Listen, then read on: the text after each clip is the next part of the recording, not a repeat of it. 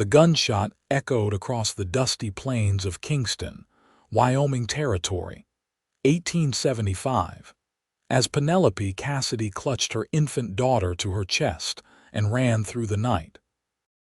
Her bare feet bled against the rocky terrain, her breath coming in ragged gasps as she fled the man who had once promised her the world but now sought only to claim her life. "Hang on, my sweet Eliza," she whispered to the bundled baby, no more than 3 months old. "We'll find safety somehow." The distant thunder of hoofbeats sent terror coursing through her veins. Victor Harlow, her former fiancé and the father of her child, was gaining ground. The moonlight that guided her path also revealed her to him, and Penelope knew she couldn't outrun a horse, especially not with a child in her arms and exhaustion claiming her body. A ranch appeared in the distance, a modest homestead with a single light burning in the window. With desperate hope, Penelope changed course, stumbling toward what might be her only chance at survival. Behind her, Victor's voice carried on the night air. "You can't hide her from me, Penny. That child is mine." The words only fueled her determination. Victor had shown his true nature when he discovered her pregnancy gone, was the charming businessman who'd courted her, replaced by a controlling, violent stranger who saw her and the baby as possessions. Tonight, when she'd refused to give him full control over their daughter, he had pulled his gun. Penelope reached the fence line of the ranch, nearly collapsing as she pushed through the wooden gate. The light in the window grew brighter, and she could make out the silhouette of a man moving inside the house. "Help!" she screamed, her voice breaking. "Please help us!" The door to the ranch house swung open, and a tall figure emerged, rifle in hand. In the dim light, Penelope could make out broad shoulders, a sturdy frame, and the unmistakable silhouette of a cowboy hat. "What in tarnation?" the man called out, stepping forward. "He's coming," Penelope gasped, reaching the porch steps. "He's trying to kill us." "Please." The stranger took one look at the woman clutching the infant and then glanced past her to the approaching rider. Without hesitation, he stepped forward, positioning himself between Penelope and the threat. "Get inside, madam," he said firmly, his voice deep and steady. "Back room. Under the bed there's a trapdoor. Go down and stay quiet." Penelope didn't question him. She hurried inside, finding the bedroom and the trapdoor exactly where he described. She lowered herself and her baby into the small cellar, her heart pounding so loudly she feared it might give away her location. Above, she heard the muffled confrontation. "Evening," came the cowboy's voice, deceptively casual. "Can I help you?" "I'm looking for my fiancé," Victor replied, his refined Eastern accent contrasting with the cowboy's frontier drawl. "She's taken my daughter. It's a family matter." "Haven't seen any fiancé," the cowboy answered. "Just me and my cattle out here." "I saw her run this way," Victor insisted. "Stand aside. This doesn't concern you." "'Fraid I can't do that. This is my property and I don't recall inviting you onto it." The tension in the air was palpable even from Penelope's hiding place. "I'm Victor Harlow, a businessman from Chicago. I have connections that would make your insignificant life very difficult, cowboy. Now move aside." "Name's Bryson Xavier," the cowboy replied, unimpressed. "And out here, Mr. Harlow, your Chicago connections don't mean much. What means something is how a man treats a woman and child. Now, I suggest you turn around and leave my property before things get unpleasant." The baby stirred against Penelope's chest, making a soft, whimpering sound. She tensed, gently rocking Eliza, praying she wouldn't cry and reveal their location. A gunshot made her jump, followed by the sound of something heavy hitting the ground. "You've made a grave mistake," Victor snarled. "Not as grave as yours," Bryson replied coolly. "That was a warning shot. The next one won't be aimed at the dirt." Now get off my land before I decide the law won't miss you." Silence hung for several long moments, and then Penelope heard the sound of hoofbeats retreating. Still, she remained frozen in place, afraid to believe they might be temporarily safe. Footsteps approached the bedroom and the trapdoor opened. Bryson Xavier's face appeared, illuminated by the lantern he held. "He's gone for now, madam. You can come up." Penelope climbed out, her legs shaking so badly she nearly collapsed. Bryson reached out a steady hand to help her. In the lamplight, she could see him clearly for the first time. He was younger than she'd expected, perhaps 30, with sun-bronzed skin and eyes the color of a summer sky. His brown hair was slightly too long, tucked behind his ears, and a few days' worth of stubble darkened his jaw. "Thank you," she whispered. "You saved our lives." "You want to tell me what that was all about?" Bryson asked, his gaze moving to the infant in her arms who had fallen back to sleep. Penelope took a deep breath. "That was Victor Harlow. We were engaged. When I told him I was expecting, everything changed. He became controlling, violent. Tonight her voice broke. Tonight he said the baby would grow up properly under his guidance alone, and when I refused to let him take her from me, he drew his gun." She met Bryson's eyes directly. "The baby's father tried to kill us both," she revealed. Bryson's expression hardened, determination settling into the lines of his face. "He'll never get close again," he promised, his voice leaving no room for doubt. "Not while I'm breathing." Penelope wanted to believe him, but fear had taken deep root. "You don't understand. Victor is powerful. He has money, influence. He won't just give up." "I understand more than you might think," Bryson said quietly. "And out here we have our own kind of justice. Money doesn't shoot straight or ride hard. Men do." He nodded toward the baby. "What's her name?" "Eliza," Penelope answered, glancing down at her daughter's peaceful face. "Eliza Rose. That's a fine name." Bryson set down the lantern and moved toward the kitchen. "You look like you could use some food and rest, Miss Cassidy." "Penelope Cassidy." "Miss Cassidy. I've got some stew keeping warm on the stove. It's not fancy, but it's filling. And after you've eaten, you can take my bed. I'll keep watch tonight." Penelope followed him to the kitchen, where he ladled thick stew into a bowl and set it before her, along with a hunk of bread. She realized suddenly how hungry she was. She hadn't eaten since morning. "I can't impose on you like this," she said, even as she began to eat. "It's no imposition. I've got the space, and it seems like you need somewhere safe." He paused, watching her for a moment. "How'd you end up in Kingston?" Penelope swallowed her bite of stew. "Victor has business interests here, mining, I think. He brought me from Chicago 3 months ago, just before Eliza was born. Said we'd build a life here." Her voice turned bitter. "I didn't realize then that what he meant was that I'd be far from anyone who might help me." "Well, you've found help now," Bryson said simply. After she had eaten and cleaned up as best she could with the water he provided, Penelope settled into Bryson's bed, Eliza nestled beside her. Despite her exhaustion, sleep didn't come easily. Every sound made her tense, expecting Victor to return with reinforcements.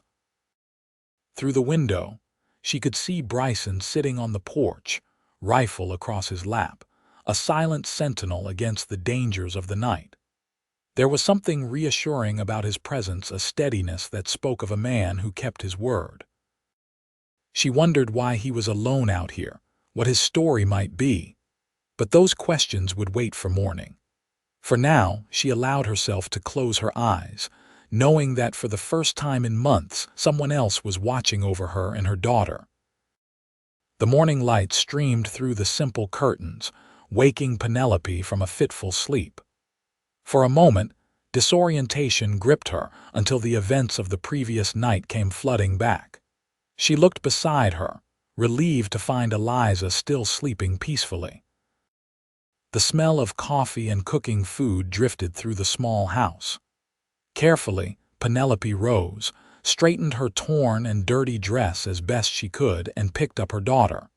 She made her way to the kitchen, where Bryson stood at the stove, frying eggs and bacon. "Morning," he said, glancing over his shoulder. "Hope you managed to get some rest." "Some," Penelope admitted. "Thank you again for your kindness. Just doing what any decent man would." He slid the food onto 2 plates. "Sit and eat. We need to talk about what happens next." The practical tone in his voice brought reality crashing back. Victor was still out there, and he wouldn't simply give up. "I need to leave Kingston," she said as she sat down. "Get as far away as possible." Bryson shook his head. "Running scared isn't a plan, it's just running. And with a baby, you won't get far before he catches up." "What choice do I have?" Penelope asked, desperation creeping into her voice. "We face him head-on, but smart-like." Bryson sat across from her. "Victor Harlow might have money, but I'm guessing he also has a reputation to protect." "Men like him usually do." "He does," Penelope confirmed. "He's very concerned with how others perceive him. It's why he was so angry about the pregnancy before we were married. Said it would ruin his standing. Then that's our advantage." Bryson took a sip of his coffee. "First thing, we need to get you legally protected. My friend Judah is the town lawyer. He can help draw up papers, custody declarations, restraining orders." "Do those even work out here?" Penelope asked skeptically. "They work when they're backed up by people willing to enforce them." Bryson's blue eyes met hers. "Which brings me to my next point. You need allies. I've got friends in town, good people who won't stand for a man threatening a woman and her child." Hope flickered in Penelope's chest for the first time in months. "You do all that for strangers?" "I told you last night he'll never get close again. I meant it." Bryson's expression softened slightly. "Besides, we're not exactly strangers anymore, are we? You slept in my bed, ate my food, and I've met your daughter. Out here, that practically makes us family." The touch of humor in his voice brought a small smile to her lips, and Penelope realized it was the first time she'd smiled in weeks. "There are some women's clothes in the chest in the bedroom," Bryson continued. "They belonged to my sister before she moved to California. You look about her size. Get changed, and we'll head into town to see Judah. Your sister wouldn't mind. Sarah would be the first one telling me to help you if she were here." He stood, clearing their plates. "And we'll need to get supplies for the little one, too." Penelope glanced down at Eliza. "I left everything behind when I ran. I didn't have time to pack anything." "We'll take care of it." Bryson headed for the door. "I'll ready the wagon while you get changed."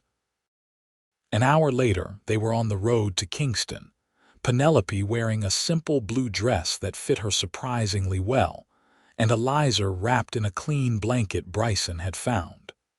The morning was clear and bright, the Wyoming landscape stretching out around them in rugged splendor. "How long have you lived out here?" Penelope asked, breaking the companionable silence. 8 years. Came out after the war with nothing but my horse and what I could carry. Worked as a ranch hand for a few years, saved enough to buy my own place." He glanced at her. "What about you?" "Before Victor, I mean." "I was a school teacher in Chicago," she said. "My parents died when I was 18, left me just enough to get my teaching certificate. I met Victor at a social hosted by the school board. He was a donor. He seemed so charming, so different from the other businessmen." She sighed. "I was naive." "You were hoping for a good life," Bryson corrected gently. "There's no shame in that." They crested a hill, and the town of Kingston came into view, a bustling settlement that had grown around the mining operations in the area. It was larger than Penelope had realized during her brief time here, with a main street lined with businesses, a church steeple rising above the rooftops, and clusters of houses spreading outward. "Stick close to me," Bryson advised as they approached the outskirts of town. Harlow might have men watching for you. The thought sent a chill through Penelope, and she instinctively held Eliza tighter. They drew attention as they made their way down the main street. A handsome cowboy with a young woman and baby wasn't an unusual sight in itself. But Bryson Xavier was known as a solitary figure, and the curious glances told Penelope that his appearance with companions was noteworthy. Bryson guided the wagon to a small building with a sign reading Judah Morton, attorney at law. He helped Penelope down, his hand strong and steady at her waist, before tethering the horses. Inside, they found a middle-aged man with spectacles and a neatly trimmed beard sitting behind a desk covered in papers. "Bryson Xavier," the man said with genuine pleasure. "It's been too long since you've come to town." "Judah," Bryson greeted him with a nod. "This is Miss Penelope Cassidy and her daughter Eliza. They need your help." Judah's shrewd eyes took in Penelope's anxious expression and the protective way Bryson positioned himself beside her. "I see. Please sit down and tell me how I can be of service." For the next hour, Penelope recounted her story, her relationship with Victor, his change in behavior, and the events of the previous night. Judah listened attentively, occasionally making notes. "This is a serious situation," he said when she finished. "Mr. Harlow does indeed have significant business interests here, primarily in the silver mines. He employs a good number of men and has cultivated relationships with several town officials." Penelope's heart sank. "So you're saying there's nothing you can do?" "Not at all," Judah corrected. "I'm saying we need to be strategic. Wyoming Territory has been at the forefront of women's rights. Our territorial legislature was the first to grant women the right to vote and hold office. The courts here take a dim view of domestic violence." "What do you suggest?" Bryson asked. "First, a formal declaration of custody," Judah said, pulling out a fresh sheet of paper. "As the mother, Miss Cassidy has primary rights to the child, especially given the circumstances. Second, a restraining order against Mr. Harlow, citing his violent threats and actions." "And how do we enforce that?" Penelope asked. "That's where the community comes in," Judah replied, glancing at Bryson. "I take it you're offering her sanctuary, for as long as she needs it," Bryson confirmed without hesitation. "Good. Between your ranch, my legal assistants, and the support of others we trust, we can create a network of protection." Judah dipped his pen in ink and began writing. "But you should know, Miss Cassidy, that men like Harlow don't give up easily. This won't be a quick resolution." "I understand," Penelope said softly, looking down at her daughter's sleeping face. "I'll do whatever it takes to keep her safe." "That's settled then," Judah said, continuing to write. "I'll have these documents ready by tomorrow. In the meantime, stay out of sight as much as possible." As they left the lawyer's office, Bryson suggested they visit the general store for supplies before heading back to the ranch. "We'll be quick," he promised, noting Penelope's nervous glances around the street. The general store was busy with midday customers, but Bryson efficiently gathered what they needed: diapers for Eliza, formula in case Penelope's milk wasn't enough, women's necessities, and extra food supplies. While the shopkeeper was tallying their purchases, the bell above the door jingled and a hush fell over the store. Penelope turned to see a well-dressed man entering, flanked by two rough-looking individuals who were clearly not shoppers. "Victor," she whispered, instinctively stepping behind Bryson. Bryson's posture changed immediately, tension radiating from him as he faced the newcomers. Victor Harlow was impeccably dressed in a tailored suit, his dark hair neatly combed and his mustache perfectly trimmed. He looked every inch the successful businessman, except for the coldness in his eyes as they landed on Penelope. "There you are, my dear," he said, his voice falsely pleasant. I've been so worried about you and little Elizabeth." "Her name is Eliza," Penelope said, finding her courage. "And we're not going anywhere with you." Victor's smile tightened. "You're confused, Penelope. Perhaps it's the stress of new motherhood. Come along now, I have a carriage waiting." Bryson stepped forward. "The lady said no, Harlow, and she has the law on her side." Victor's gaze shifted to Bryson, recognition dawning. "Ah, the cowboy from last night. I didn't get a good look at you in the dark. Tell me, what interest do you have in my fiancé and child?" "No interest beyond seeing them safe from harm," Bryson replied evenly. "And according to Miss Cassidy, you're not her fiancé anymore. Not since you tried to kill her and the baby." The other customers in the store began to murmur, and Victor's face flushed with anger. "That's a lie. Penelope has become unstable since the birth. I've been trying to get her proper medical attention."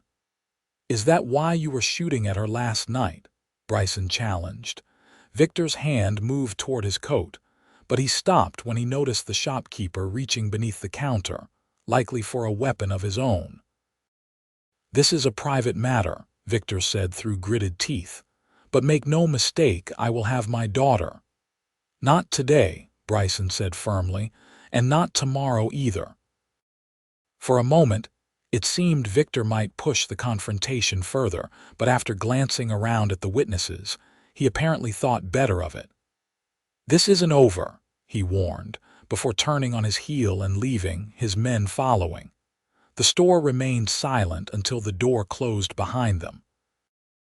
"You all right?" Bryson asked Penelope, who was trembling slightly. "Yes," she managed, though her voice shook. "I just want to leave." The shopkeeper, an older man with kind eyes, quickly finished their transaction. "On the house," he said, pushing Bryson's money back toward him.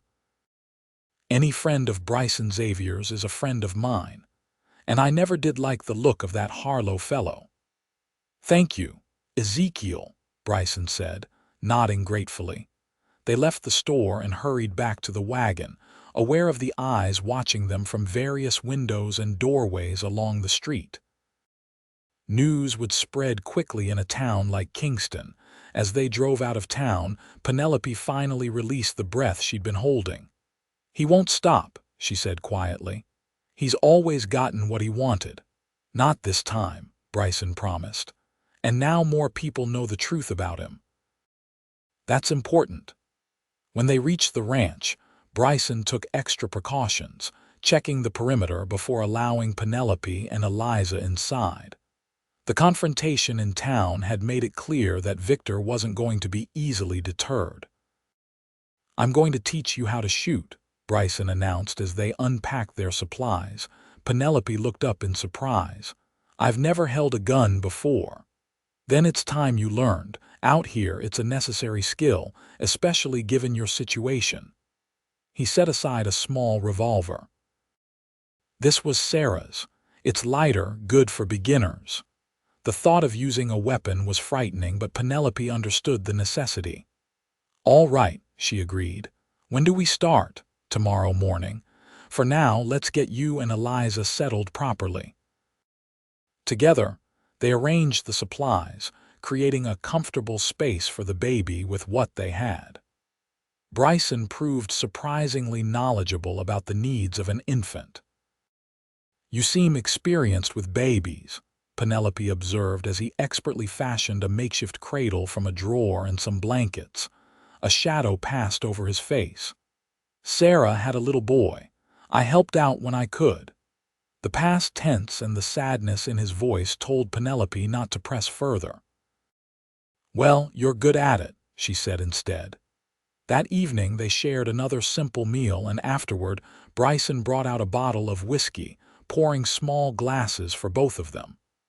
"To new beginnings," he said, raising his glass. Penelope clinked her glass against his. "And to unexpected kindness." As the sun set over the Wyoming plains, casting the ranch in golden light, Penelope felt, for the first time in months, that perhaps there was hope for her and Eliza after all. The danger was still very real, but she was no longer facing it alone. Bryson watched her from across the table, his blue eyes thoughtful. "You know," he said finally, "I came out here after the war because I wanted solitude, thought I'd seen enough of people to last a lifetime, but sometimes life has other plans." "Sometimes it does," Penelope agreed, thinking of how her own carefully laid plans had been upended first by Victor's true nature, and now by this unexpected sanctuary. They sat in companionable silence as darkness fell, two strangers brought together by circumstance, neither quite ready to admit that something more might be growing between them.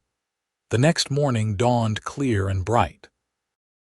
Penelope awoke to the sounds of Bryson moving about the kitchen and Eliza's soft cooing from her makeshift cradle. For a moment, the domestic normalcy of it struck her how quickly they had fallen into a rhythm together. After breakfast, Bryson took her behind the house to a clearing where he had set up several empty bottles on a fence post. "First rule of shooting," he said, handing her Sarah's revolver, "is respect for the weapon. It's not a toy, and it's not something to be used lightly." Penelope nodded, taking the gun carefully. It was heavier than she'd expected and cold in her hands. "Second rule is always assume it's loaded, even when you know it isn't." He showed her how to check the chambers, how to hold the gun properly, and how to aim. "Now, when you're ready, breathe in, aim, and squeeze the trigger gently on the exhale." Penelope followed his instructions, bracing herself for the recoil. The first shot went wide, missing the bottles entirely. The second was closer but still missed. "That's all right," Bryson encouraged. "Keep trying." By the end of the hour, she had managed to hit 2 bottles, and though her arm ached from the effort, she felt a sense of accomplishment. "You're a natural," Bryson said with approval. "Hardly," Penelope laughed, "but I'll keep practicing." They were walking back to the house when they heard the sound of an approaching wagon. Instantly alert, Bryson motioned for Penelope to get inside while he went to investigate. Penelope watched anxiously from the window as a wagon came into view. To her relief, it wasn't Victor but an older woman with silver-streaked hair, accompanied by a younger woman who bore a strong resemblance to her. Bryson's posture relaxed as he greeted them, and after a brief conversation, he waved for Penelope to join them. "Miss Cassidy, this is Martha Wilkins and her daughter Hannah," he introduced as Penelope approached. "They run the boarding house in town and are good friends of Sarah's." "We heard what happened in the general store yesterday," Martha said warmly. "Thought you might need some company and maybe some proper women's things that Bryson here wouldn't think to get." Hannah held up a basket. "We brought clothes for you and the baby, some preserves and fresh bread." Touched by the kindness of these strangers, Penelope felt tears spring to her eyes. "Thank you, that's so thoughtful." "It's what neighbors do," Martha said simply. "May we see the little one?"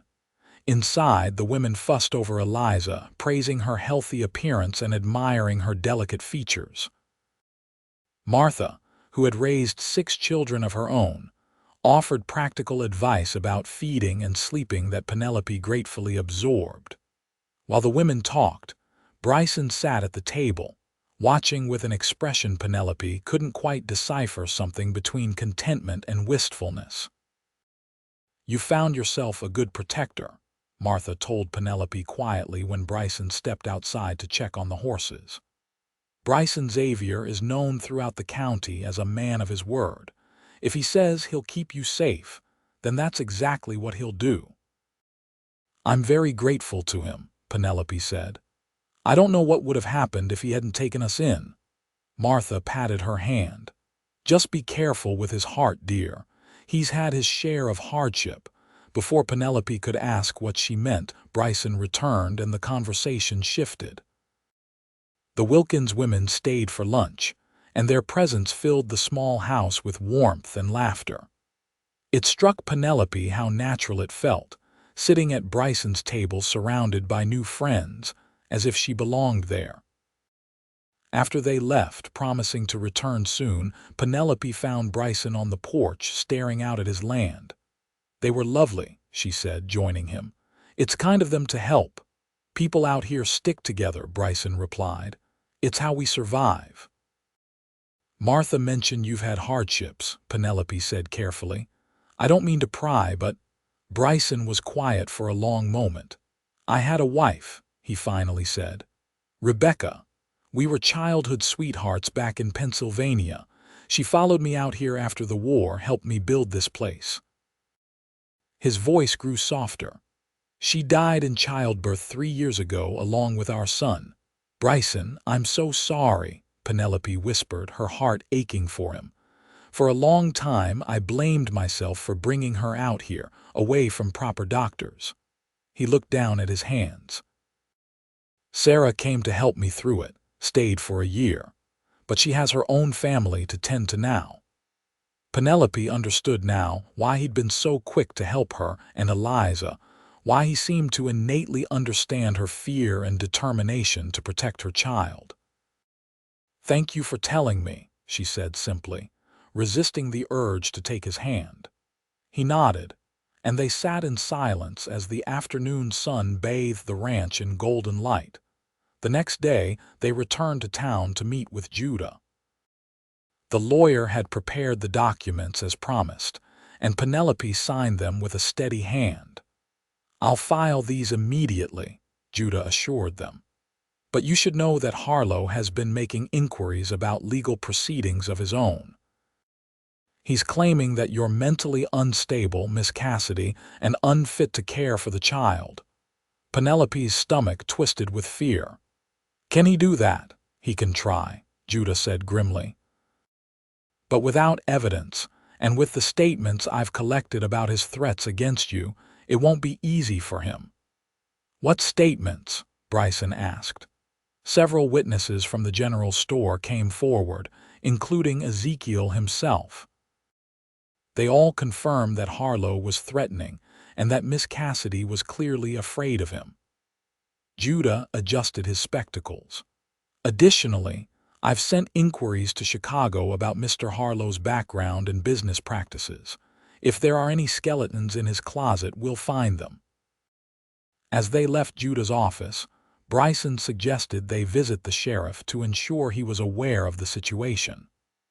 The Kingston sheriff, a weathered man named Thomas Grant, listened to their story with a thoughtful expression.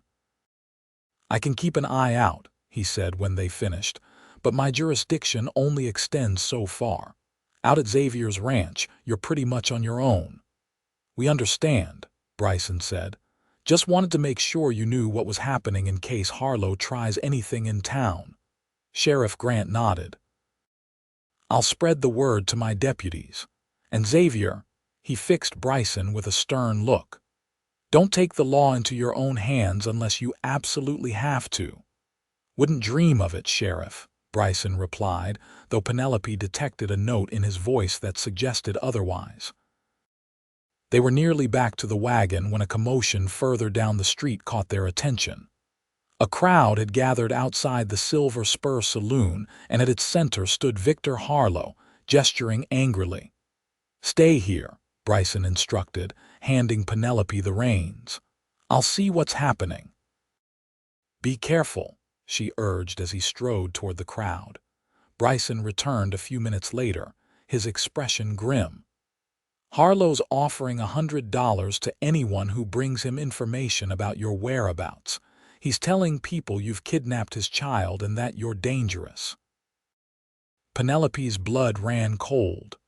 $100 is a lot of money." "It is," Bryson agreed, "but money only buys so much loyalty. The folks around here who matter know the truth." Nevertheless, they left town quickly, both aware that the stakes had just been raised. Harlow was growing desperate, and a desperate man was unpredictable. Back at the ranch, Bryson reinforced the locks on the doors and windows and brought his rifle inside, keeping it within reach at all times. The peaceful routine they had been establishing was now tinged with vigilance. That night, after Eliza was asleep, Penelope found herself unable to rest. She sat by the window, watching the moonlit landscape for any sign of intruders. Bryson joined her, offering a cup of tea. "You should try to sleep," he said gently. "I'll keep watch." "You can't stay awake forever," Penelope pointed out. "And neither can I. Victor has time on his side. He can wait us out, wear us down." "Then we need a more permanent solution," Bryson said, his voice resolute. "What do you mean?" He seemed to consider his words carefully. "Judah is working on the legal angle, but that could take time. Meanwhile, Harlow is escalating. We need something that will make him back down now." "Like what?" "Information," Bryson said. "Something he doesn't want made public. Everyone has secrets, Penelope, especially men like Victor Harlow." The use of her full name rather than Miss Cassidy didn't escape her notice. Somehow, in the short time they had known each other, they had moved beyond formalities. "How do we find such information?" she asked. "I have an idea," Bryson said, setting down his tea. "But it means I'll need to leave you alone tomorrow while I ride to the next town over." Alarm flashed through her. "Is that safe? Martha and Hannah will come stay with you, and you've been practicing with the revolver." His blue eyes held hers. "Do you trust me, Penelope?" The question hung between them, weighted with more than just its immediate context. Did she trust this man she had known for only days, who had upended his life to protect her and her daughter? "Yes," she said finally, surprised to discover it was true. "I trust you, Bryson." Something shifted in his expression, relief perhaps, or something deeper. He reached across the table and, after a moment's hesitation, placed his hand over hers. "I won't let you down." The warmth of his touch sent a flutter through her chest, and Penelope found herself acutely aware of the calluses on his palm, the strength in his fingers. It had been so long since anyone had touched her with gentleness. They sat like that, neither speaking nor moving, connected by that simple touch as the night deepened around them. The next morning, after Martha and Hannah arrived, Bryson prepared to leave. He checked his gun, packed provisions, and gave Penelope final instructions. "Stay inside, keep the doors locked, and use the signal we discussed if there's trouble." The signal was 3 quick shots, which would bring help from the nearest neighbor, a family named Cooper who lived 2 miles away and had been informed of the situation. "Be careful," Penelope said as he mounted his horse. "Whatever you're planning, it's not worth getting hurt over." Bryson looked down at her, his expression softening. "Some things are worth the risk," he said quietly, before tipping his hat and riding away. The day passed slowly. Martha and Hannah kept Penelope busy with household tasks and caring for Eliza, but her thoughts continually returned to Bryson, wondering what he was doing and if he was safe. Evening came, and then night, with no sign of his return. Martha insisted Penelope get some rest while she kept watch, and though she was reluctant, Penelope eventually agreed, taking Eliza to the bedroom. She was awakened in the early hours by the sound of hoofbeats. Heart racing, she grabbed the revolver and rushed to the window, relief flooding through her when she recognized Bryson's silhouette in the moonlight. Martha had already opened the door, rifle in hand just in case, but lowered it when Bryson called out a greeting. He looked exhausted as he entered, dust covering his clothes and fatigue etched into his face. But there was a glint of triumph in his eyes as he set a leather portfolio on the table. "What is it?" Penelope asked, coming forward. "Evidence," Bryson said, his voice rough with tiredness. "I visited an old Army friend who now works for the territorial government. He had access to certain records concerning Harlow's mining operations." He opened the portfolio, revealing documents and what appeared to be financial ledgers. "Harlow's been falsifying production reports to his investors back east, skimming profits, and worst of all, ignoring safety regulations." There was a cave-in at one of his mines 6 months ago that killed 3 men. He covered it up, paid off the families to keep quiet. "My God," Penelope whispered, scanning the papers. "This would ruin him." "Exactly," Bryson said grimly. "And there's more. He's not legally divorced from his first wife in Chicago. They're separated, but the divorce was never finalized. Which means his engagement to you was fraudulent from the start. The revelation shouldn't have hurt after everything Victor had done. This betrayal was minor in comparison, but Penelope felt a fresh wave of pain at having been so thoroughly deceived. "Does this help us?" she asked. "It gives us leverage," Bryson confirmed. "Tomorrow we're going to pay Mr. Harlow a visit and make him an offer he can't refuse." Penelope's eyes widened. "I'm not sure that's wise." "You need to be there," Bryson insisted. "He needs to see your resolve, understand that you're not running scared anymore." Penelope wanted to argue but recognized the logic in his plan. Victor needed to face her directly, to understand that she was no longer the vulnerable woman he had controlled. "All right," she agreed finally. "But Eliza stays here with Martha and Hannah." "Of course," Bryson nodded, then swayed slightly with exhaustion. "You need to rest," Penelope said, taking his arm and guiding him to a chair.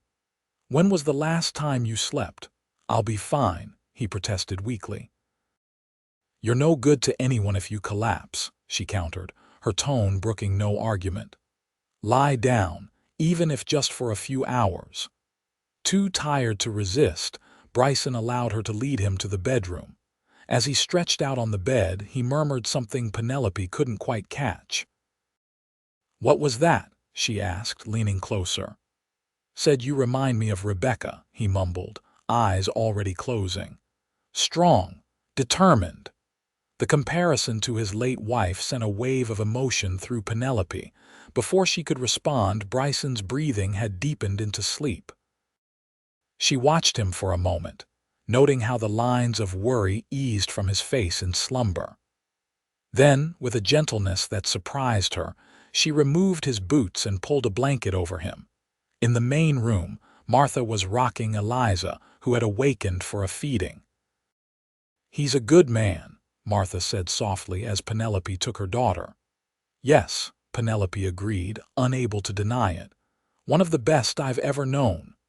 "And he looks at you the way a man looks at his future," Martha added with a knowing smile. Penelope felt heat rise to her cheeks. "It's not like that. He's helping me because it's the right thing to do." Martha's expression was skeptical. "If you say so, dear. But in my experience, a man doesn't risk his life for a woman he just met unless his heart is leading the way." Penelope had no answer for that. She focused on feeding Eliza, trying not to dwell on the confusing emotions stirring within her. It was too soon, too complicated. And yet, she couldn't deny the connection she felt to Bryson Xavier, a connection that seemed to deepen with each passing day. Morning brought clear skies and a sense of determination. Bryson, refreshed after his rest, went over the plan once more as they prepared to ride into town. "We go to the hotel where Harlow's staying, present the evidence, and make our terms clear. He leaves Kingston and never attempts to contact you or Eliza again, or we take these documents to the authorities and his investors." "And if he refuses?" Penelope asked. "Then we follow through on the threat," Bryson said simply. "But he won't refuse. Men like Harlow value their reputation and fortune above all else. He'll choose self-preservation." Penelope wasn't as confident, but she trusted Bryson's judgment. After saying goodbye to Martha, Hannah, and Eliza imparting that tour at her heart, they set off for town. Kingston was busy with its usual morning activities as they rode in. They left their horses at the livery stable and walked to the Grand Hotel, the most luxurious accommodation in town, and where Victor had taken up residence. The hotel clerk eyed them dubiously. Penelope, in her simple dress, and Bryson in his work clothes stood out among the well-dressed guests, but directed them to Victor's suite when Bryson insisted their business was urgent. As they climbed the stairs, Penelope felt her courage wavering. "What if he has men with him?" she whispered. "Then we adapt," Bryson said calmly, though she noticed his hand resting near his gun. They reached the door to Victor's suite, and Bryson knocked firmly. After a moment, the door opened, revealing one of the men who had accompanied Victor to the general store. "We need to speak with Mr. Harlow," Bryson said. "It's important." The man looked them over suspiciously but stepped aside, revealing Victor seated at a desk, papers spread before him. He looked up, his surprise quickly masked by cold anger. "Well, well," he said, setting down his pen.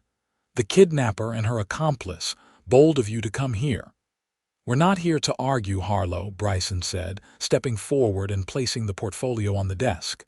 "We're here to negotiate terms." Victor's eyes narrowed as he opened the portfolio, scanning the contents.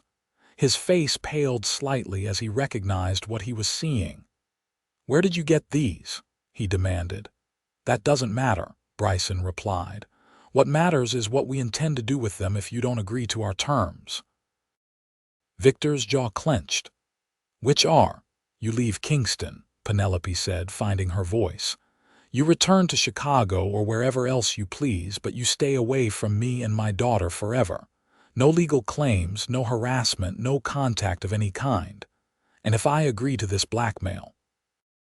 Victor asked, his voice dangerously soft. "Then these documents remain private," Bryson said. "No one ever needs to know about the mining accident, the fraud, or your undissolved marriage in Chicago." Victor's eyes flashed at the mention of his marriage. He stared at the papers for a long moment, clearly calculating his options. "You're bluffing," he said finally. "You wouldn't risk going to the authorities. They might ask uncomfortable questions about your own situation." He looked pointedly at Penelope. "An unmarried mother living with a man she barely knows. The courts might decide neither of us is fit to raise the child." Penelope felt fear grip her heart, but Bryson remained unmoved. "That's a risk we're willing to take," he said steadily. "Are you?" "Because I guarantee, once these documents become public, you won't just lose custody of Eliza. You'll lose your investors, your business, and possibly your freedom. Fraud is a serious crime, Harlow." The standoff continued for several tense moments, neither man willing to back down. Finally, Victor closed the portfolio. "Very well," he said coldly. "I'll leave Kingston. But understand this, I'm not giving up my daughter forever. I'm merely postponing the inevitable." "These are copies," Bryson informed him, tapping the portfolio. "The originals are in a safe place. If you ever come near Penelope or Eliza again, they'll be sent to the territorial governor, your investors, and every newspaper from here to Chicago." Victor's face contorted with rage, but he controlled himself with visible effort. "Get out," he snarled. "You have until sunset to leave my sight, or I won't be responsible for what happens." They left quickly, neither speaking until they were safely away from the hotel. "You think he'll honor the agreement?" Penelope asked as they retrieved their horses. "For now," Bryson said. "But we'll need to stay vigilant. Men like Harlow don't forgive or forget easily."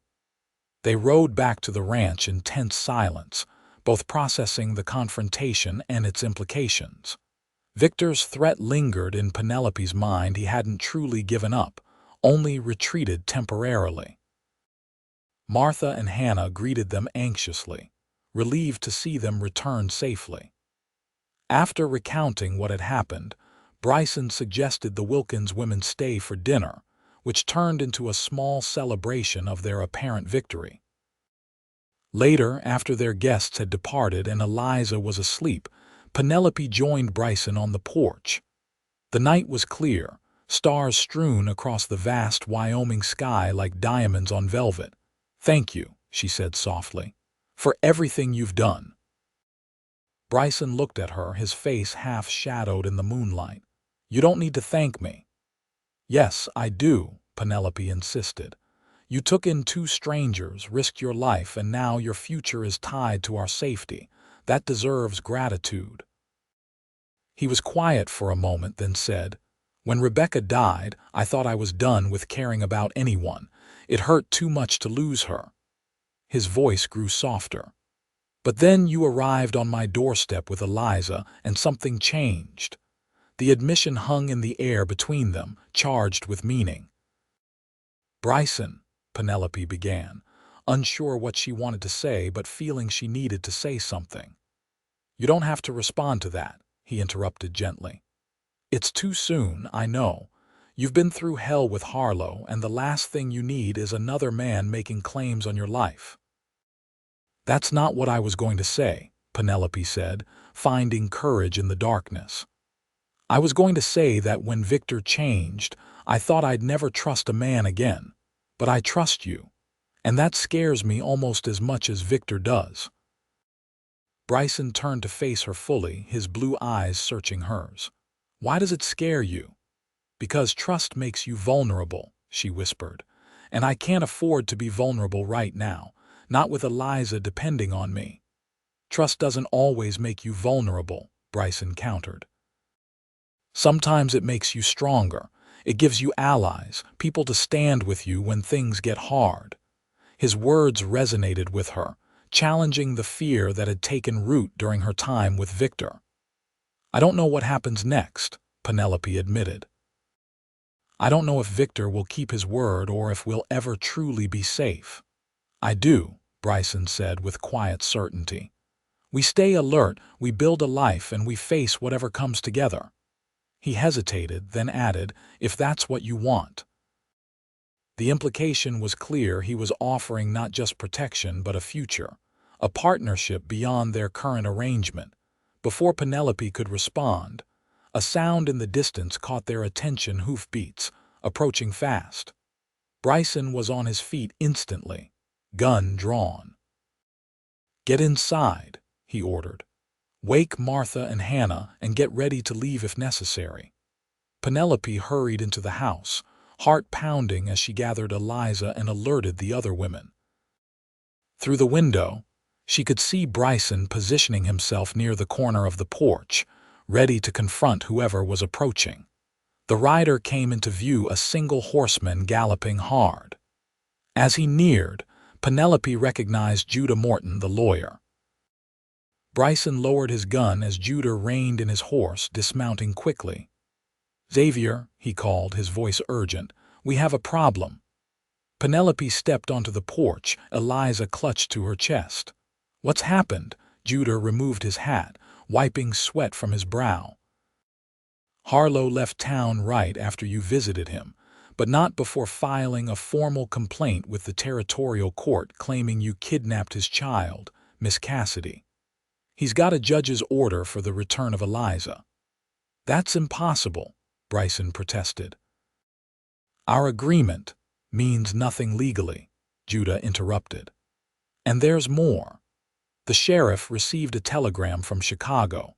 Apparently, Harlow has convinced his estranged wife to swear that you worked as their household servant, Miss Cassidy, and stole family valuables before fleeing west."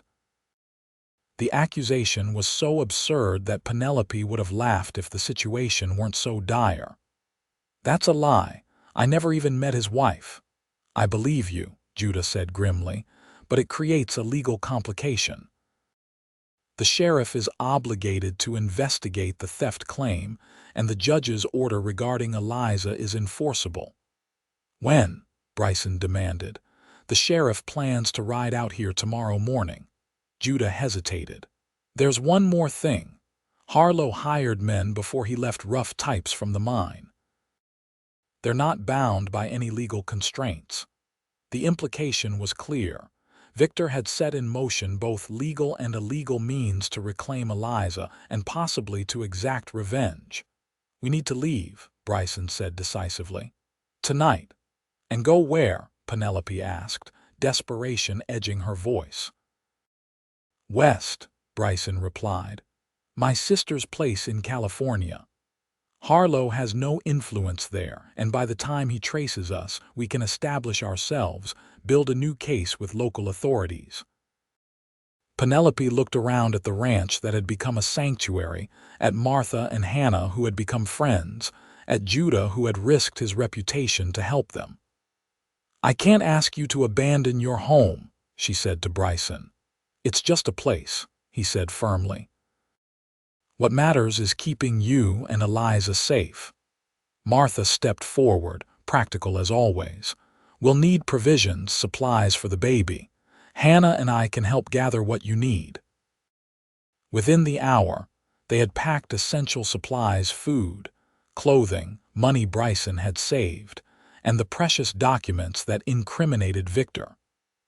Judah promised to create legal delays where possible and to send word once it was safe to return, if ever. The train would be faster, Judah suggested, but also easier to track. The stagecoach might be better. You can change routes, use different names. Bryson nodded.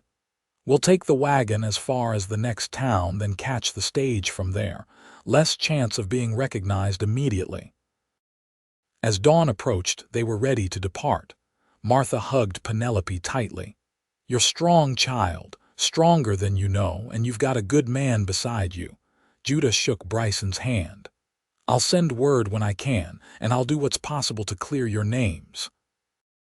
With final goodbyes, Penelope climbed into the wagon beside Bryson, Eliza securely bundled between them.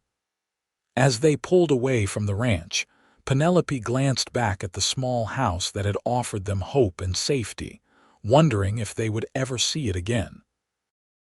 They traveled in tense silence as the sun rose, Bryson pushing the horses as hard as he dared without exhausting them.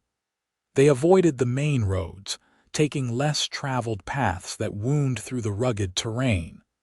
We'll stop at Cooper's place, Bryson said as midday approached. Change horses, rest briefly, then continue to Riverton. We can catch the stage there tomorrow morning. You think we'll make it? Penelope asked, voicing the fear that had been growing since they left. Bryson reached across, taking her hand in his. Yes, he said with conviction. We'll make it. The gesture and his certainty comforted her, and for the first time since they'd fled, Penelope allowed herself to believe that escape was possible. They reached the Cooper homestead by early afternoon.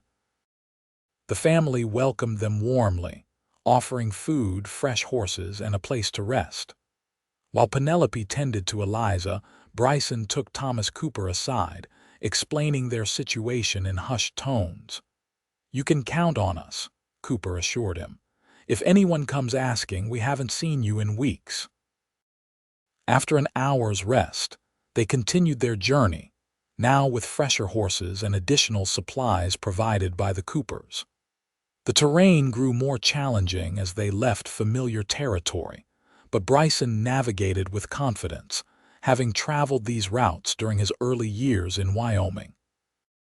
As evening approached, they reached a sheltered valley with a small stream, an ideal place to make camp for the night. We're making good time, Bryson said as he helped Penelope down from the wagon. If we start at first light, we'll reach Riverton by mid-afternoon tomorrow. They set up a simple camp, keeping the fire small to avoid attracting attention. After a meal of bread, dried meat, and coffee, they settled in for the night, Bryson taking the first watch while Penelope tried to rest with Eliza. Sleep eluded her, however, as her mind raced with worries about what lay ahead. The prospect of building a new life in California was both terrifying and exhilarating. She had already lost one future. Could she dare to hope for another? Eventually, she rose and joined Bryson by the fire. You should be sleeping, he said gently. I can't, she admitted. Too many thoughts, he nodded in understanding. It's a lot to process. They sat in companionable silence for a while, the crackling of the fire and the soft sounds of the night surrounding them. Tell me about your sister, Penelope finally said, And California. A smile touched Bryson's lips. Sarah is the strongest woman I know. After her husband died in the war, she raised their son alone, then decided she wanted a fresh start. She moved to a small town north of San Francisco, opened a school. Pride filled his voice. She writes that the land there is green year-round with forests that reach the ocean. Her son, my nephew James, is 16 now. Good kid. And they'll welcome us, Penelope asked hesitantly. With open arms, Bryson assured her. Sarah's been trying to convince me to join her for years. He paused, adding softly, she'll love Eliza and you. The certainty in his voice wrapped around Penelope like a blanket, warming her from within. I've been thinking about what you said earlier, she ventured. About facing whatever comes together. Bryson looked at her, his expression open yet cautious. And I think I'd like that, Penelope said, her voice barely above a whisper. To build a life together, I mean. If that's still what you want. The firelight caught the emotion that crossed his face: surprise, joy, and something deeper. It is, he said simply, more than anything. He reached for her hand, and as their fingers intertwined, Penelope felt a sense of rightness, of coming home even as they fled from all she had known. We should try to get some rest, Bryson said eventually, though he made no move to release her hand. A little longer, Penelope murmured, unwilling to break the moment. They sat together under the vast Wyoming sky, two people who had found each other amidst chaos and danger, holding on to the promise of a future neither had expected. The peace was shattered by the distant sound of hoofbeats, multiple riders approaching at speed. Bryson was on his feet instantly. Pack up, he ordered, his voice tense. Quickly. They doused the fire, gathered their belongings, and prepared the wagon with practiced efficiency born of their earlier escapes. Bryson helped Penelope and Eliza aboard, then took the reins. Hold on, he urged as he snapped the reins, and the wagon lurched forward into the darkness. They followed the stream, hoping to mask their trail, but the sounds of pursuit grew steadily closer. Their fresh horses maintained a strong pace, but the wagon was heavy and couldn't match the speed of riders unencumbered by cargo. It's Harlow's men, Bryson said grimly as a bullet whizzed past them, confirming that their pursuers weren't lawmen. Keep your head down, Penelope cradled Eliza protectively, her heart pounding as more shots rang out. Bryson returned fire, managing to slow their attackers but not stop them. The wagon hit a rocky patch, nearly overturning as Bryson fought to control the horses. Ahead, the stream widened into a river, cutting off their path. We need to cross, Bryson shouted over the thundering hooves and gunfire. Hold tight. The wagon plunged into the water, the current immediately tugging at the wheels. The horses strained against the flow, water rising around them as they moved deeper into the river. Behind them, the pursuers reached the bank but hesitated at the crossing. One fired another shot, the bullet splintering wood near Penelope's head. Bryson urged the horses on, and miraculously, they found purchase on the riverbed, pulling the wagon through the deepest part of the crossing. As they emerged on the far bank, Bryson glanced back to see two of their pursuers attempting to follow, while the others rode along the bank, presumably looking for an easier crossing. We need to find cover, he said, guiding the horses toward a stand of trees in the distance. They reached the trees just as dawn was breaking, the first light revealing a small cabin nestled among the pines. Trapper's hut, Bryson explained as they approached. Might be abandoned, might not. The cabin appeared empty, its door hanging slightly open. Bryson climbed down, gun ready, and checked inside while Penelope waited anxiously. It's clear, he called after a moment, and there's a root cellar we can hide in if needed. They quickly moved inside, Bryson concealing the wagon and horses behind the cabin. The interior was sparse but offered shelter: a single room with a small fireplace, a rough-hewn table, and a narrow bed. "We'll rest here briefly," Bryson decided. "Our tracks will be hard to follow through the river, and they'll likely expect us to continue west, not stop so close to the crossing." Penelope sat on the edge of the bed, exhaustion washing over her as the adrenaline of their escape faded. Eliza, miraculously, had slept through most of the chaos, waking only now to fuss hungrily. As she nursed her daughter, Penelope watched Bryson barricade the door and position himself by the window, vigilant despite his own evident fatigue. "You should rest too," she said softly. "You've been awake for hours." "I'm fine," he insisted, though the dark circles under his eyes suggested otherwise. "Bryson," Penelope said more firmly, "we're safer if you're alert. Please rest for a while. I'll wake you if there's any sign of trouble." After a moment's hesitation, he nodded, moving to sit with his back against the wall near the bed, gun still within reach. Within minutes, his eyes had closed, his breathing deepening as exhaustion claimed him.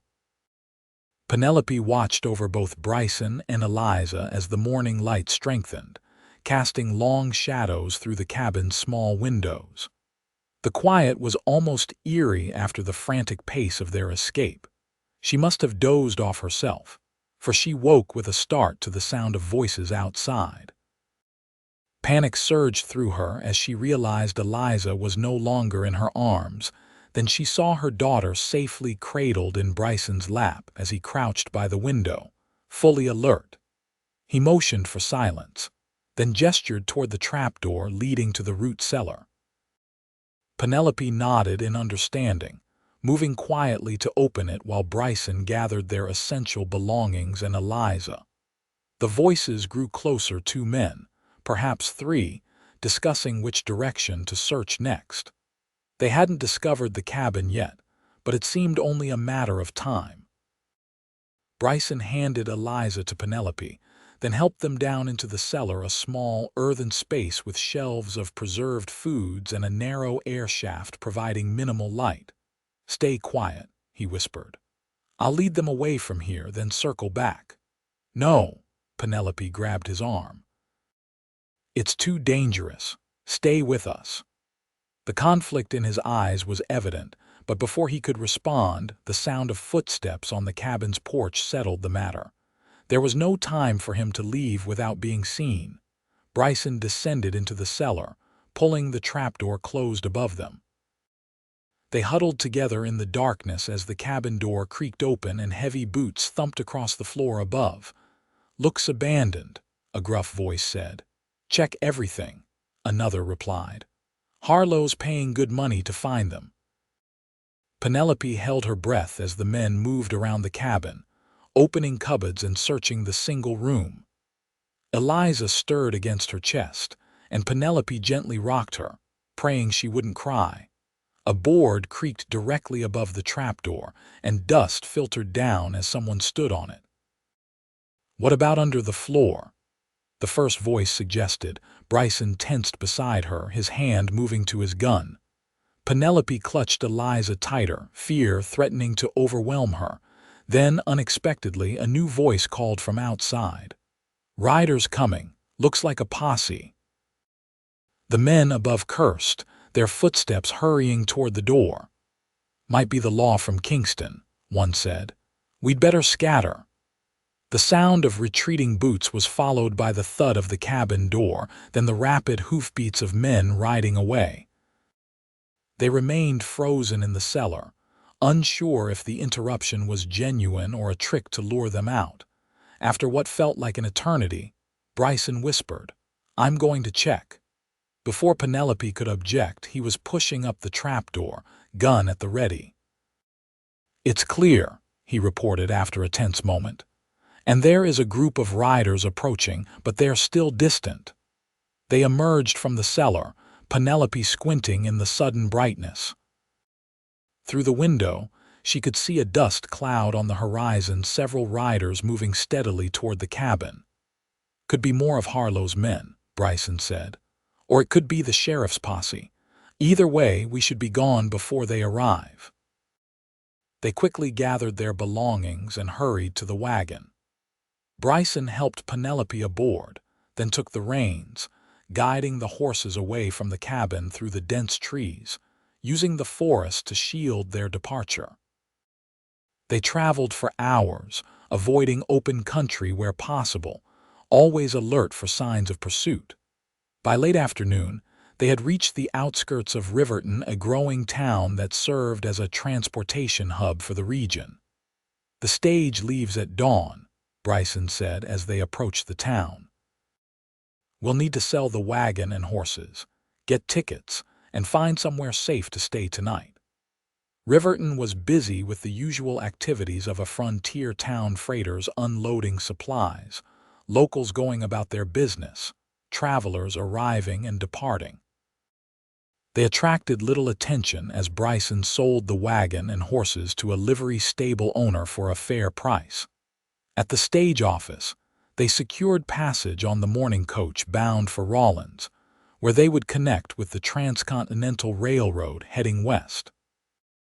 "We'll need different names," Bryson said as they left the office. "Harlow might have sent telegrams to watch for us." "Who should we be then?" Penelope asked. Bryson considered for a moment. "Mr. and Mrs. Bryson Xavier, traveling with their infant daughter to visit family in California." His eyes met hers. "If that's acceptable to you." The implication wasn't lost on Penelope, posing as his wife would offer protection, but it was also a step toward the future they had tentatively discussed. "It's acceptable," she said softly. They found lodging at a small boarding house run by an elderly couple who cooed over Eliza and asked few questions. Their room was simple but clean, with a bed for Penelope and Eliza, and a chair where Bryson insisted he would keep watch. After a modest dinner, they retired early, aware that the stage would depart at first light. Penelope settled Eliza in the middle of the bed, then sat on the edge, watching as Bryson checked and rechecked his gun. "You think we'll make it to California?" she asked quietly. Bryson looked up, his expression determined. "Yes, it won't be easy, the journey is long and rough, but we'll make it." And then, he set the gun aside and moved to sit beside her on the bed.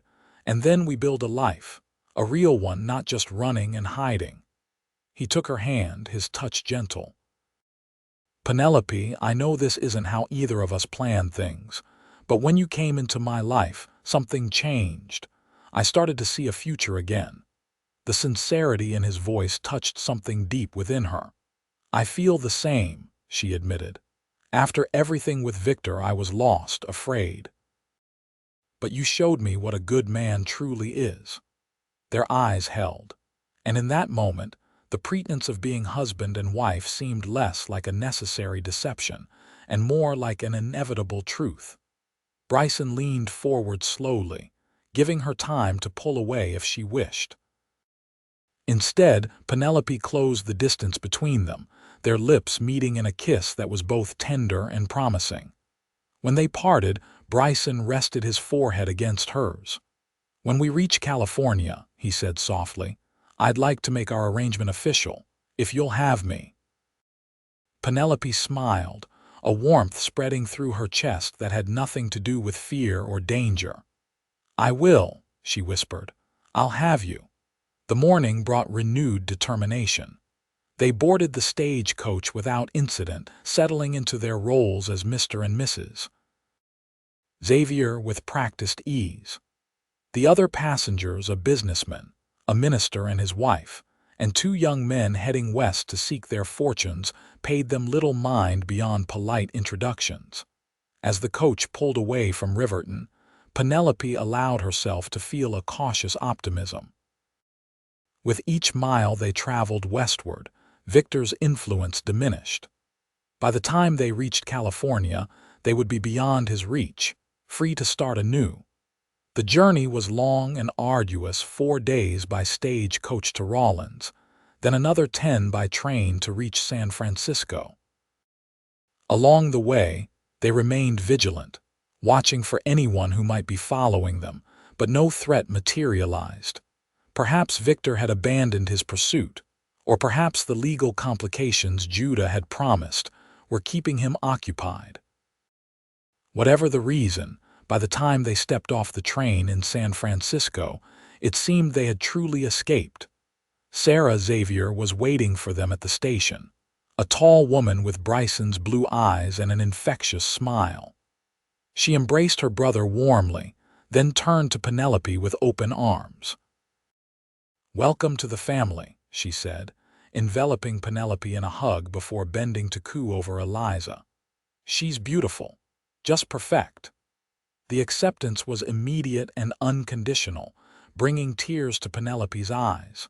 After weeks of fear and uncertainty, to be welcomed so completely was overwhelming. Sarah's home was everything Bryson had described: a comfortable house on the outskirts of a small coastal town, surrounded by towering redwoods with the Pacific Ocean visible in the distance. James, Sarah's son, greeted them with the awkward enthusiasm of a teenager, immediately offering to show Bryson the improvements he'd made to the stable. That evening, after Eliza was asleep in the cradle Sarah had prepared, the adults sat on the porch, watching the sunset paint the sky in brilliant hues of orange and pink. "So," Sarah said, her direct gaze moving between them, "Bryson's letter explained some of your situation, but I'd like to hear the whole story if you're willing to share it." Penelope glanced at Bryson, who nodded encouragingly, and together they recounted the events that had brought them to California: Penelope's relationship with Victor, his violent turn, her escape, and Bryson's intervention. When they finished, Sarah was silent for a moment, her expression thoughtful. "You've been through hell," she finally said to Penelope, "and yet here you are, stronger for it." She looked at her brother. "And you, finding your heart again after Rebecca. I couldn't be happier for you both." "We're not officially married," Penelope felt compelled to clarify. "We only pretended to be for the journey." Sarah waved a hand dismissively. "Details. The way you look at each other says everything I need to know." She stood, gathering their empty coffee cups. "Now, it's been a long day and you two need rest. Bryson, I've made up the guest room for both of you, and don't give me that proper look. This is my house, and I'll not have my brother sleeping on the sofa when there's a perfectly good bed available." With that, she disappeared inside, leaving Penelope and Bryson alone on the porch. "Your sister is formidable," Penelope said with a small laugh. "Always has been," Bryson agreed, reaching for her hand. "Are you all right with the arrangement? I can still take the sofa." Penelope intertwined her fingers with his. "I think we're beyond such formalities, don't you?" That night, lying beside Bryson in the darkness, Penelope felt a peace she hadn't known in years. The sound of the ocean in the distance, the soft breathing of Eliza in her cradle, and the steady presence of the man beside her created a sense of home she had thought lost forever. "What are you thinking?" Bryson whispered, his arm drawing her closer. "That I'm happy," Penelope replied honestly. "Despite everything, I'm truly happy." The days stretched into weeks, and gradually they established a new rhythm of life. Bryson found work with a local rancher, while Penelope helped Sarah with the school. Eliza thrived in the coastal climate, growing stronger and more curious each day. They received word from Judah that the legal pressure on Victor had intensified. The evidence of mining fraud had been anonymously submitted to the territorial authorities, and investigations were underway. The theft charges against Penelope had been dismissed for lack of evidence, though the custody matter remained unresolved. "He won't find us," Bryson reassured her when the letter brought back memories of their flight. "And even if he somehow did, he'd have no power here." Penelope believed him. California was a world away from Wyoming, and they had built connections in their new community friends who would stand with them just as Martha, Hannah, and Judah had done in Kingston. 3 months after their arrival, on a clear autumn day with the ocean sparkling in the distance, Bryson and Penelope were married in a simple ceremony in Sarah's garden.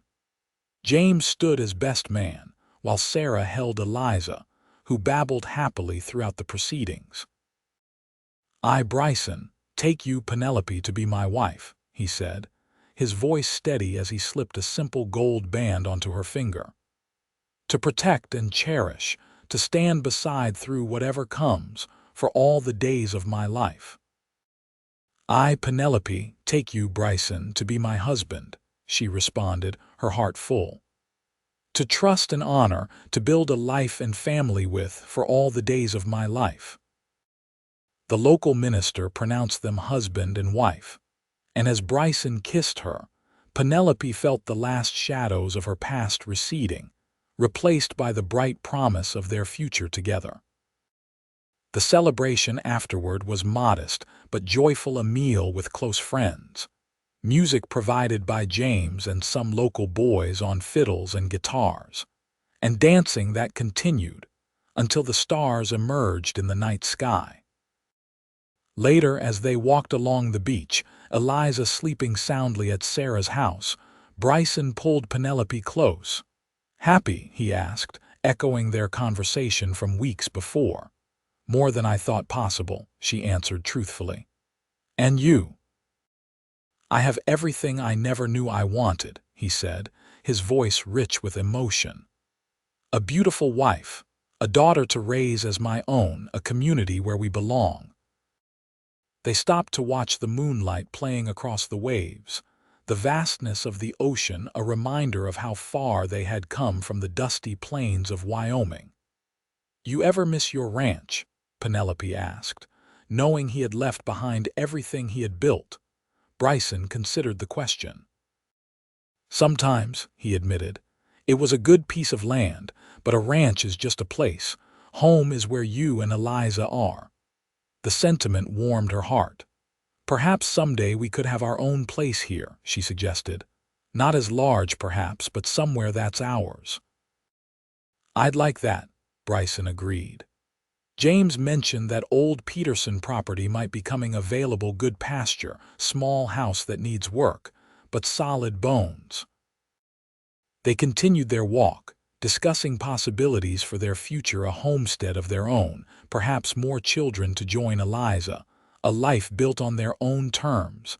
As they turned back toward Sarah's house, Penelope stopped suddenly, a thought occurring to her.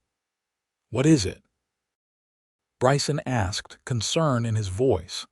"I just realized," she said slowly, "that I haven't looked over my shoulder in fear today, not once." Bryson's expression softened with understanding. "That's how it should be and how it will remain." The certainty in his voice was the same she had heard that first night, when she had revealed her desperate situation, and he had promised that Victor would never get close again. He had kept that promise, through danger and hardship, across miles of wilderness and uncertainty.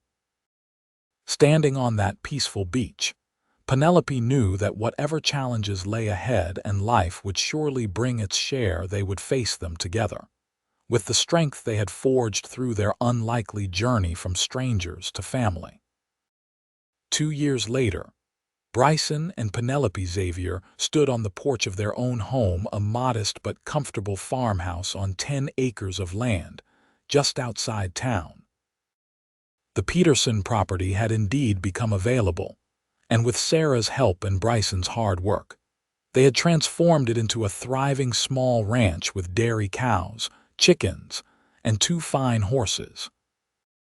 Eliza, now a lively toddler with her mother's dark hair and a spirit all her own, chased butterflies in the garden while her baby brother Benjamin slept in his cradle nearby.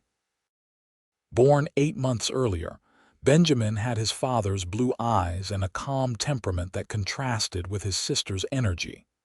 Life had settled into a pleasant rhythm. Bryson managed their land and occasionally helped neighboring ranchers with difficult tasks that required his expertise.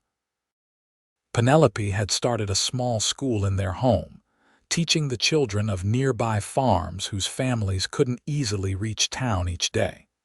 They had received no word of Victor Harlow in over a year. The last letter from Judah had informed them that Harlow had lost most of his mining interests after the fraud investigations and had returned to Chicago in disgrace. Whether he had given up his pursuit of Eliza or simply hadn't managed to trace them to California, they couldn't know for certain. But with each passing month, the shadow he had cast over their lives diminished further. "Penny for your thoughts," Bryson said, coming to stand beside his wife as she watched Eliza play. Penelope smiled at the nickname only he used. "I was thinking how complete our life is now. How fortunate we are." He wrapped an arm around her waist, drawing her against him. "We've earned our happiness," he said. "Every bit of it." She couldn't disagree.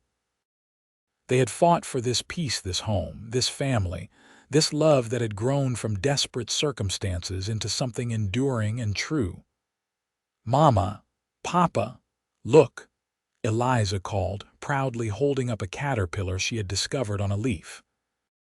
They moved down the steps to join their daughter, crouching beside her to admire her find. As Bryson gently explained how the caterpillar would someday become a butterfly, Penelope watched them, her heart full. From the desperate woman who had fled through the night with her infant daughter, to this moment of simple joy with her family, the journey had been long and often dangerous. But looking at Bryson's face, lit with love as he spoke to their daughter, Penelope knew she would travel it again 1,000 times to reach this same destination. The sun was setting over their land, casting long shadows across the garden and gilding the scene in golden light. Benjamin stirred in his cradle, and Penelope went to lift him, cradling her son close as she rejoined Bryson and Eliza. "Time for supper," she said, smiling as Eliza scrambled to her feet. "Mama, can I help set the table?" the little girl asked eagerly.